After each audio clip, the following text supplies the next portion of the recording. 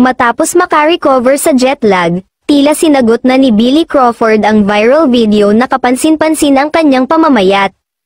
Maraming netizens kasi ang nag-alala at nangamba sa kanyang kalusugan kamakailan lang. Me after getting over jet lag, say ni Billy sa post. Wika pa niya, kalma lang guys, kalma lang madlang people.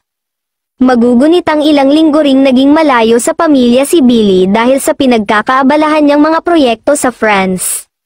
Kakauwi lang niya dito sa Pilipinas noong nakaraang linggo.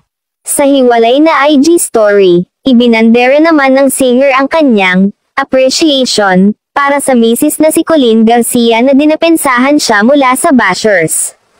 Thank you for always standing by my side, supporting me through every challenge, and filling our home with love and warmth, saad sa shiner niyang post. Wika pa, your unwavering support means everything to me. Kung matatandaan, hindi napigilan ni Colleen ang maglabas ng kanyang saloobin nang dahil sa viral video. Iginiit rin niya na hindi lang napapansin ng netizens ang totoong itsura ni Billy dahil sa hair and makeup sa tuwing nakikita ito ng madla. Tila inihayag din niya ang pagiging unrealistic ng marami pagdating sa mga artista na dapat ay laging perpekto.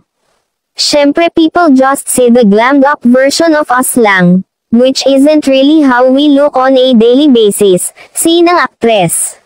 Sa huli, siniguro ni Colleen sa madlang people na maayos ang kalagayan at kalusugan ni Billy.